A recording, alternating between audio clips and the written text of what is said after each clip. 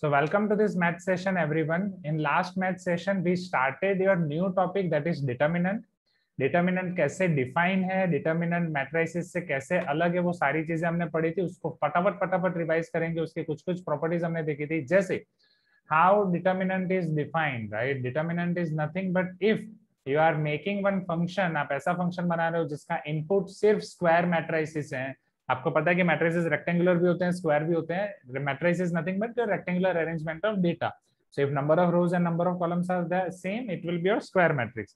So if your function is such that its input is square matrix and output is any one real number, you can make one function from square matrix to real number, which is called determinant. Now this determinant can be 2 by 2, 3 by 3, 4 by 4, 5 by 5, 6 by 6. 2 by 2 determinant आपका ऐसे define है, 1 into 4 minus 3 into 2, product of front diagonal minus product of rear diagonal elements, and बस that's it. फिर जब आपका 3 by 3 होगा तो 3 by 3 आपने क्लास 11th में फिजिक्स में कैसे पढ़ा था, जब आप वेक्टर क्रॉस प्रोडक्ट करते थे, वो हमने थोड़ा याद किया. उसके बाद 3 by 3 एग्जैक्टली कैसे आपका डिफाइन है, वो पहले हमने पढ़ा कि 3 by 3 को अगर आपको एक्सपांड करना है, कोई भी रो या कोई भी कॉलम से एक्सपांड कर सकते हैं, जहां पे हर एक एलिमेंट की आपको रिस्पेक्टिव साइन लेनी पड़ेगी. वो साइन होती है -1 to the power i plus j, and उसको एक्सपांड करके आप उसकी वैल्यू निकाल सकते हो. आप कोई भी रो या कोई भी कॉलम से एक्सपांड कर सकते हो, वेदर इट इज 3 by 3 और 4 by 4.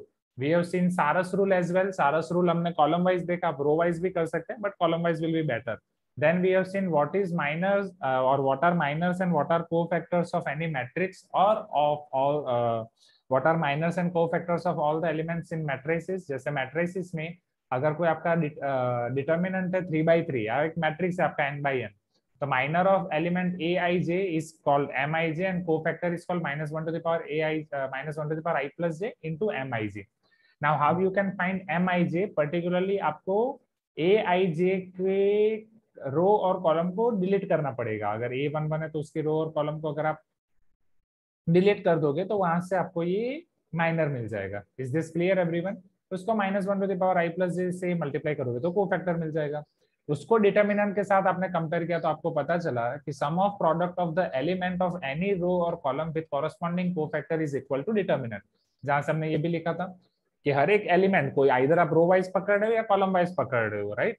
ये याद रखने की जरूरत नहीं है i equal to constant, j equal to 1 to n, j equal to constant, i equal to 1 to n. ये बस मैंने आपको समझाने के लिए लिखा था कि अगर आप रो वाइज कर रहे हो या कॉलम वाइज कर रहे हो, वो एलिमेंट को ले रहे हो, उनके कोरस्पॉन्डिंग कोफैक्टर के साथ मल्टीप्लाई कर रहे हो तो डिटर्मिनेंट मिलेगा. बट अगर उल्टा कर रहे हो, किसी भी रो को दूसरे रो के कोफैक्टर के साथ मल्टीप्लाई कर रहे हो या तीसरे रो के कोफैक्टर के साथ मल्टीप्लाई कर रहे हो तो 0 मिलेगा, राइट. ये दो प्रॉपर्टी हमने देखी.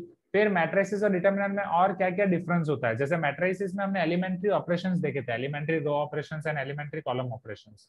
सो when you are going to apply elementary row operation in matrices, you are going to have different matrix, and all these different matrices are associated with your previous matrices by this relation a is a into b equal to c. उसमें अगर आप बीच वाले matrix को constant रख रहे हो तो first and last matrix में सेम रो ऑपरेशंस आप अप्लाई कर सकते हो, एंड अगर फर्स्ट मैट्रिक्स को कांस्टेंट रख रहे हो तो सेकंड एंड लास्ट ऑपरेशन में सेम कॉलम ऑपरेशन अप्लाई कर सकते हो, जिसको हमने यूज किया था सिस्टम ऑफ लीनियर इक्वेशन में as well as inverse find करने के लिए. लेकिन डिटर्मिनेंट में क्या होता है, जब डिटर्मिनेंट में दो रो या कॉलम को इंटरचेंज करोगे, डिटर्मिनेंट की साइन नेगेटिव हो जाएगी. किसी रो या कॉलम को k से मल्टीप्लाई करोगे, डिटर्मिनेंट खुद k से मल्टीप्लाई हो जाएगा. किसी रो को k से मल्टीप्लाई करके दूसरी रो में ऐड करोगे या कॉलम के साथ ऐसा करोगे, डिटर्मिनेंट की वैल्यू चेंज नहीं होगी.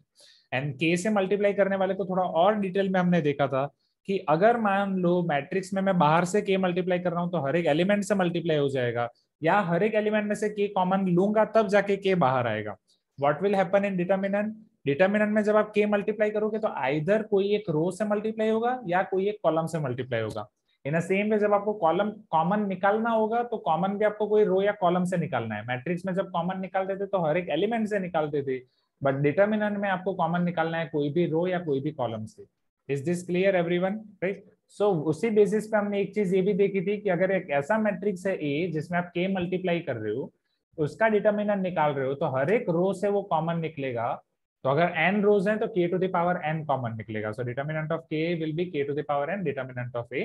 एंड ए का अगर ट्रांसपोज कर रहे हो तो determinant A will be determinant of A transpose. इतना हमने देखा था। Do you remember this everyone? Right, ये सब आपको अच्छे से याद होगा। घर से मैंने आपको बोला था कि एक बार इसे वापस फॉर्मूला बुक में लिख दो। वो लिखा है कि नहीं लिखा है वो मैं चेक करूंगा, क्योंकि आपको ये सारी चीजें गूगल क्लासरूम में भेजनी है, आपका class work as well as homework from tomorrow. तो जैसे क्लास कल खत्म होगा मैं आपको बताऊंगा इनिशियली कितनी चीजें भेजनी है। चलो तो शुरू करें everyone.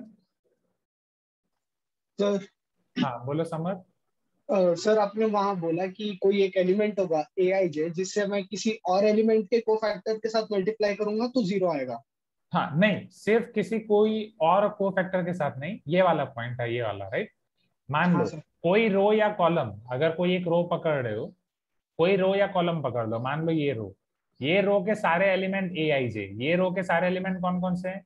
A11, A12, A13। Is this clear? अब ये रो के एलिमेंट्स के साथ अगर मैं दूसरी रो के कोफैक्टर को मल्टीप्लाई करूंगा, ये रो के कोफैक्टर कौन से हो जाएंगे? C21, C22, C23। Are you getting my point? वो भी corresponding cofactor only.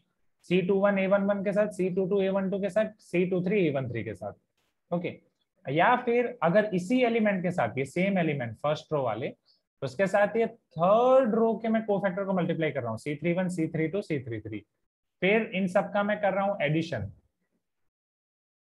So this will give me zero. इन सबका मैं एडिशन करूंगा, this will give me zero. Is this clear? Yes sir. Okay, everyone clear with this? Right. And इसी minor cofactor के base पे से मैंने आपको क्वेश्चन दिए थे, तो आई होप वो सारी चीजें आपकी हो गई होंगी। ओके जो 2 क्वेश्चन दिए थे राइट। चलो अब इसके अलावा जो प्रॉपर्टी पढ़नी है डिटर्मिनेंट की, वो हम पहले पढ़ेंगे एंड फिर हम आगे बढ़ेंगे। चलो अब मुझे ये बताओ स्टूडेंट्स, अगर मान लो, ये आप ही को मुझे बताना है थोड़ा सोच के, कोई एक या कोई डिटर्मिनेंट है, उसमें कोई रो या कॉलम में सारे एलिमेंट जीरो हैं, तो क्या आंसर आएगा? समझना, कोई एक डिटर्मिनेंट है, भले वो 3/3, 4/4 कुछ भी हो, n/n, एक रो ऐसी है जिसमें सारे एलिमेंट जीरो हैं, या फिर एक कॉलम ऐसी है जिसमें सारे एलिमेंट जीरो हैं। तो कॉलम कुछ भी हो सकती है, कहीं पे भी हो सकती है। इसका आंसर क्या आएगा? ये बाकी के एलिमेंट कुछ भी हो सकते हैं, समझ रहे हो ना? बाकी के element zero, non zero. Yes, what will B it's answer? Zero, definitely right. Zero. हाँ, क्योंकि जब आप उससे रो और कॉलम से एक्सपांड करोगे, राइट, रो या वो वाली पर्टिकुलरली रो या वो वाली पर्टिकुलरली कॉलम से एक्सपांड करोगे, तो आपका आंसर क्या आने वाला है? जीरो। तो ये एक आप लिख सकते हो।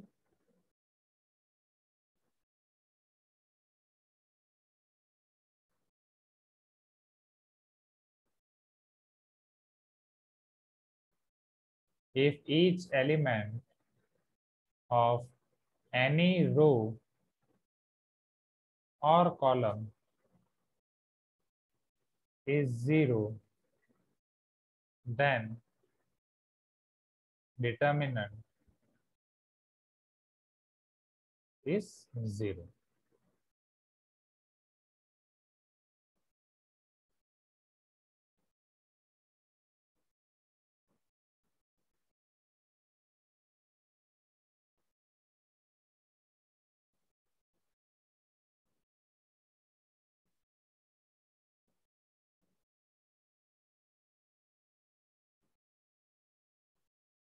ओके, नाउ लास्ट टाइम आपने सारस रूल भी पढ़ा, किस तरीके से हम डिटर्मिनेंट की वैल्यू निकाल सकते हैं वो भी पढ़ा, राइट?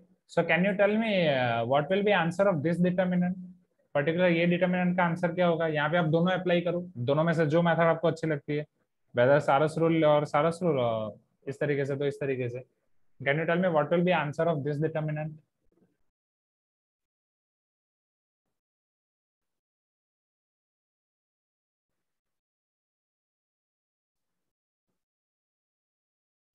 जल्दी हो जाएगा, इतना टाइम नहीं लगेगा।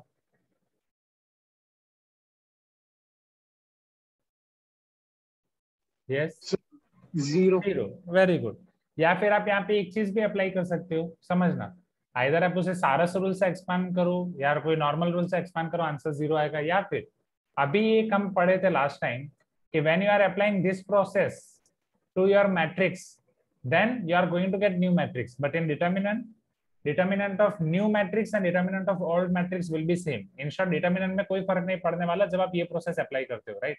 So if you can see here, since R2 and R3 are same, if I apply here the same process, that is, I am going to apply here, I am going to change R2, I am going to subtract R3 from R2, isn't it? या फिर दूसरे words में R3 को -1 से multiply करके मैं R2 में add कर रहा हूँ, तो नेक्स्ट डिटर्मिनेंट, इसके बाद जो नया डिटर्मिनेंट मिलेगा वो तो सेम ही होगा, हाँ या ना? Please give me some response, because property ये सेम होने वाला है. 1 2 3 4 - 4 5 - 5 6 - 6 4 5 6 1 2 3 0 0 0 4 5 6. Now what will be its answer? 0. If any one row or column is 0, it is 0. Clear everyone? Krishna, last वाला देख लिया था पूरा रिकॉर्डिंग, राइट? हाँ सर. राइट. विवेक क्लियर है? प्रद्युमन, जय शरण, ओके क्लियर है सर. अभी लिखो मत, मैं टाइम दूंगा. अब तो यहाँ से अगर हमें प्रॉपर्टी लिखनी होगी तो प्रॉपर्टी क्या होगी? अब यही सेम चीज अगर समझना कॉलम में होगी तो भी ऐसा ही होता, राइट? या फिर अगर मैं मान लो ऐसा पूछूं कॉलम में 1 2 3, अभी लिखो मत, पहले ध्यान दो प्लीज. 4 5 6, यहाँ पे आपके पास क्या कुछ ऑब्जर्व कर सकते हो यहाँ पे सेकंड कॉलम और थर्ड कॉलम में?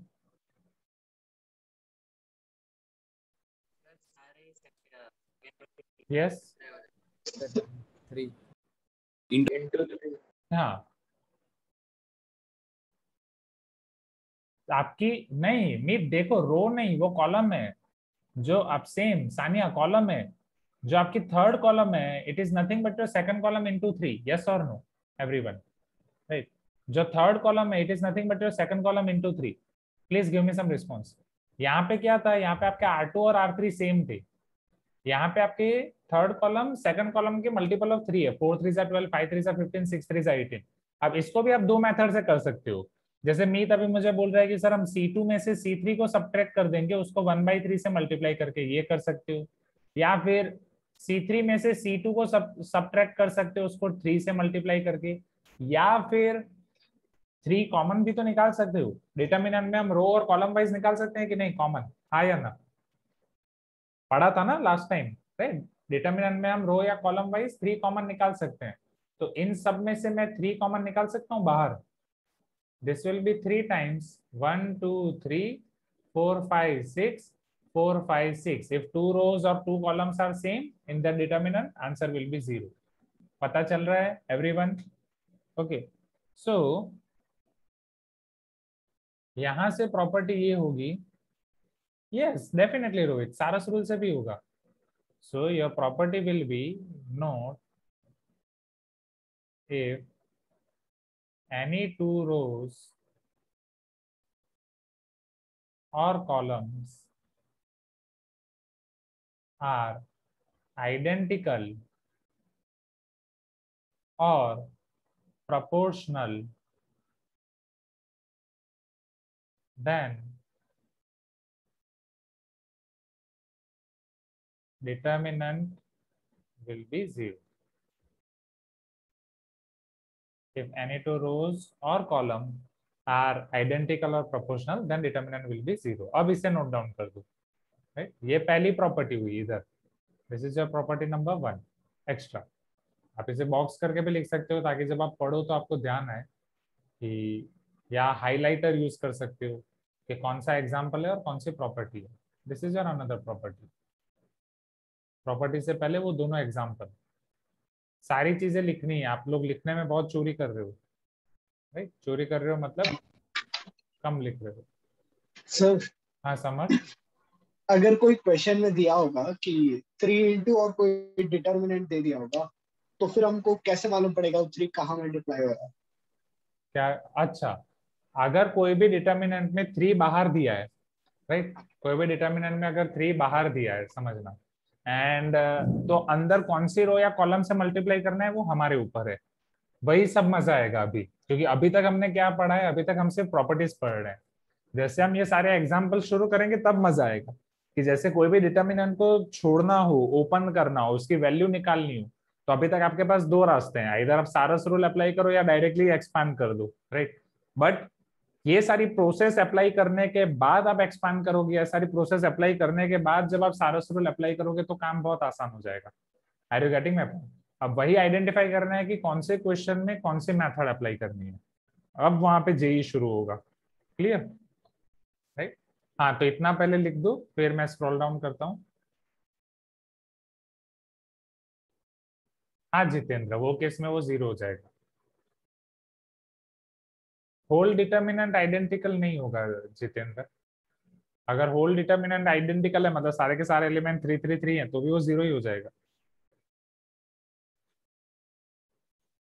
ठीक है, इसे नोट डाउन कर दो। पहले ये 0 वाला रूल नोट डाउन कर दिया है सबने? 0 वाला रूल सबने नोट डाउन कर दिया है? कर दिया सर। नहीं ओके, यहाँ पे ये वाला नोट डाउन कर सकते हो।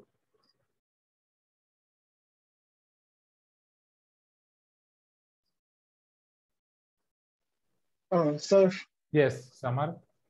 यहाँ 2 रोज और कॉलम्स तो 3 into 3 ऑर्डर के लिए है। नहीं, अगर किसी के लिए हमें भी, मतलब जरूरी नहीं कि 3 okay into 3, 4x4 okay n/n, किसी के लिए भी। ओके हाँ,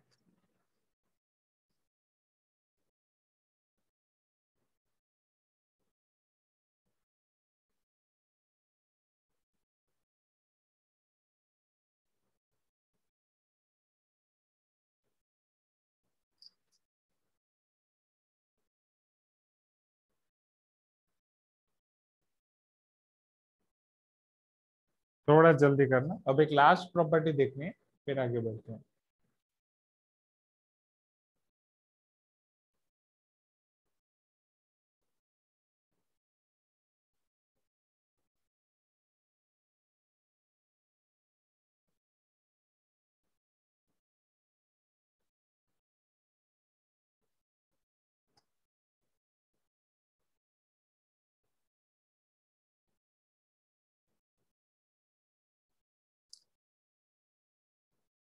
सी आज 19.3 खत्म करना है। आज 19.3 की इन क्लास एक्सरसाइज होगी, तो उसका होमवर्क देखते हैं। 19.4 मेरा कल शुरू करने की इच्छा थी, एटलीस्ट ये वीक में सारे टॉपिक खत्म हो जाए। हाँ, नेक्स्ट वीक सिर्फ डाउट सॉल्विंग सेशन रहे एक क्लास में, हम आगे बढ़ पाए। हाँ यस। हाँ जितेंद्र बोलो, वॉइस बहुत लो आ रही है आपकी। सर अभी हाँ बोलो। सर वो आपने मैट्रिक्स में 1 2 3 और 4 5 6 लिया सर। हाँ, सो अगर हम कॉलम 2 को माइनस कॉलम 1 करेंगे तो भी वो दोनों सेम हो जाएंगे ना सर? पूरा 3 3। इधर कॉलम 2 को माइनस कॉलम 1। नहीं सर, नीचे वाला। हाँ इधर हाँ वो है 2 - 1, कॉलम 2 माइनस कॉलम, -1, मतलब तो 4। सारे 3 आ जाएंगे। नहीं ऐसा नहीं कर सकते, कॉलम 2 -1 ये वाला, ये हाँ 4 5 6 कॉलम 2। -1 -2 -3, राइट? 4 -1 3, हाँ 5 -2 3, 6 -3 हाँ 3। हाँ सारे 3 हो जाएंगे फिर। हाँ, तो फिर 0 हो जाएगा। नहीं, सारे एलिमेंट अगर सेम हो, एक ही रो या कॉलम में सारे एलिमेंट सेम हो, तब 0 नहीं होगा, समझो। ये रो या कॉलम के एलिमेंट दूसरे रो या कॉलम के एलिमेंट से जब सेम होंगे तब 0 होगा। पता चला? हाँ सर। हाँ, राइट। जैसे यहाँ पे 3 3 आया, प्रॉब्लम नहीं है, दूसरी जगह पे कोई 3 3 3 होता तब जाके वो 0 होता। ओके ना, सो ये लिख दिया सबने, right? Can I show you the third property as well as I will take your attendance? जल्दी जल्दी लिखो, थोड़ी स्पीड बढ़ानी पड़ेगी स्टूडेंट्स। नाउ अटेंडेंस भी साथ में। रोहित, वीडियो ऑन करके आपको बोलना पड़ेगा यस सर, तो मुझे पता चलेगा, राइट? पार्टिसिपेंट्स बॉक्स देख के तो मैं अटेंडेंस ले लूंगा, बट वो डमी अटेंडेंस हो जाएगी। चलो। हाँ सर प्रेजेंट। हाँ जितेंद्र, अभी जिस जितेंद्र ने बोला। Abhiram, present sir. Present sir. Then Mansi, present sir. Okay. Samya, Present, sir.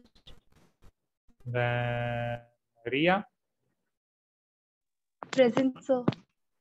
Koshi, Riya video off है आपका, सामने आपका ऑन था, okay. Koshi, Present, sir. Sanya, Present, sir. Video on है, एटलीस्ट अटेंडेंस में भी ऑन नहीं कर रहे आप लोग। Next Aryan, Yes, sir. Then Nidhi, Present, sir. Okay Shrihari, then Jay Sharan, Present, sir. Okay.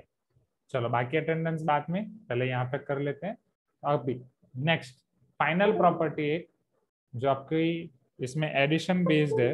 एक डिटर्मिनेंट को आप एडिशन ऑफ टू डिटर्मिनेंट में कैसे रिप्रेजेंट कर सकते हैं, कब रिप्रेजेंट कर सकते हैं, उसके ऊपर है, समझना।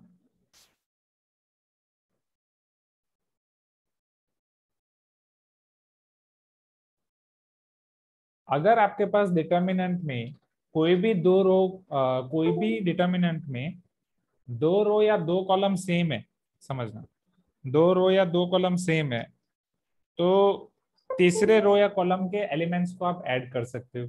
वो कोई भी दो रो या कोई भी दो कॉलम हो सकते हैं, समझना मैं क्या कहना चाहता हूँ, एग्जांपल से ही पता चलेगा।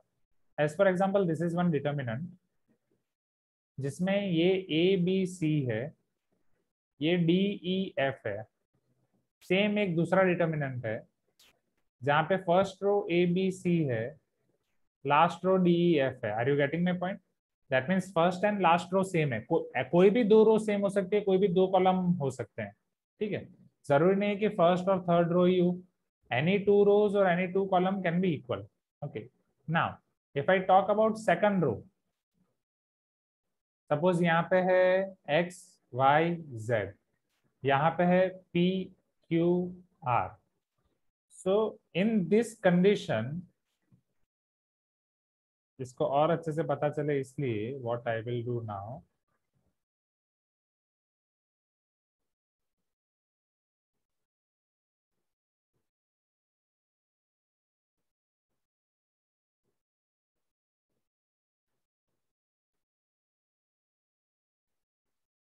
Can you see this X Y Z and P Q R, right? इसको अलग कलर से मैंने कर दिया ताकि X Y Z and P Q R आपके अलग अलग हैं। यहाँ पे second row and second row in both this determinants are different, but first row and third row are same. So you can add them directly. इन दोनों determinant की value अलग अलग फाइंड करके आप ऐड कर सकते हो, या फिर यहाँ पे एक डिटर्मिनेंट की प्रॉपर्टी काम आती है जिसमें आप first row and third row जो सेम है उसको एज इट इज लिख दो, सेकंड रो जो डिफरेंट है उसका आप डायरेक्टली एडिशन कर सकते हो। You can directly add those elements x plus P, y plus Q, as well as z plus R. Hope you are getting my point. In a same way आप reverse भी apply कर सकते हो। So this is your last property of determinant. Okay, आप इस तरीके से add भी कर सकते हो या उसका रिवर्स भी अप्लाई कर सकते हो। सो इसे फटाफट आप लिख दो, राइट? फिर मैं आपका यहाँ पे ये करता हूँ। सर हाँ सर इसमें अगर जैसे फर्स्ट वाले डिटर्मिनेंट में अगर R1 और R2 सेम है हाँ, और सेकंड वाले में R3 और R4 सेम है तो भी हो जाएगा? नहीं, मतलब तो यहाँ पे R1 R2 है तो उधर भी R1 R2 ही होना चाहिए, राइट? Good question. हाँ हाँ, जो दो ओके रो है यहाँ पे वही दो रो सेम होनी चाहिए, right? Yes, Sanya is asking what is the meaning of reverse. Reverse meaning यहाँ से, अगर आपके पास एक मैट्रिक्स है, डिटर्मिनेंट है, तो उसे सम ऑफ टू डिटर्मिनेंट्स आप लिख सकते हो। सर हाँ, अगर दो कॉलम सेम है तो चलेगा, सेम सेम आप कॉलम के लिए भी अप्लाई कर सकते हो, आइदर सर टू अगर और कॉलम पर्टिकुलर रो को रेस्पेक्ट लेके करेंगे तो वो सारे ऐड अप हो जाएगा वैसे। क्या अभिराम? सर वो पर्टिकुलर एक्स वाई जेड उस रो के रेस्पेक्ट में हम डिटर्मिनेंट को एक्सपेंड करेंगे, तो दोनों को ऐसे एक्सपेंड करेंगे तो वैसे ऐसे अंदर अंदर एड अप हो जाएगा। Yes yes yes, that is the logic behind it. Yes, so either दोनों रो सेम होनी चाहिए, कोई भी दो रो, इन शॉर्ट अगर 3x3 है तो दो रो या दो कॉलम सेम होनी चाहिए। 4x4 या 5x5 जिसके चांसेस बहुत कम है, बट अगर 4x4 या 5x5 आ रहा है तो एक रो को छोड़ के बाकी सारी रो सेम होनी चाहिए, एक कॉलम को छोड़ के बाकी सारी कॉलम सेम आनी चाहिए, right? Getting my point everyone?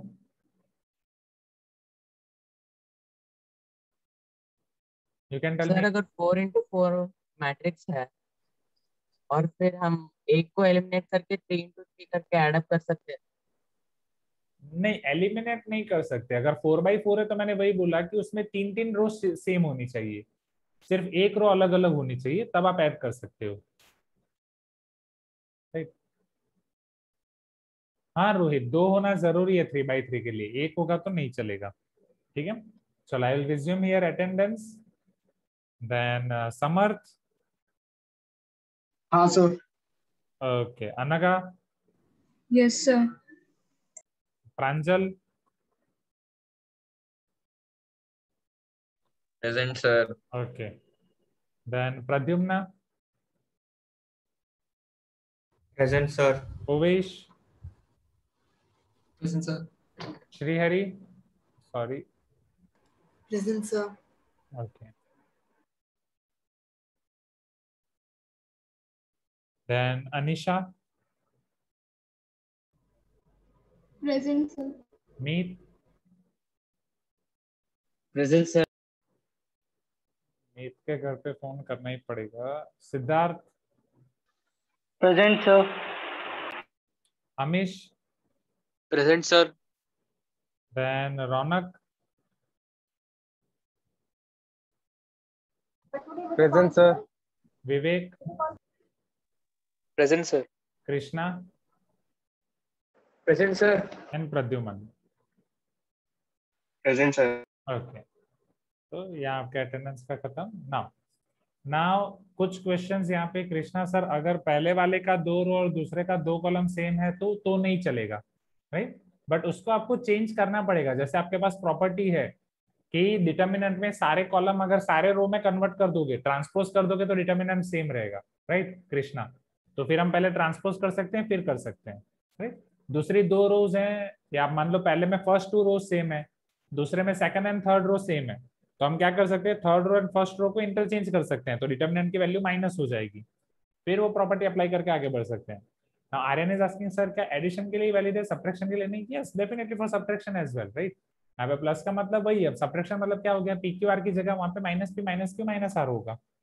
Okay, अभी हम इसके क्वेश्चन शुरू करेंगे तो आपको और आइडिया आती जाएगी धीरे धीरे। चलो क्वेश्चन शुरू करें एवरीवन।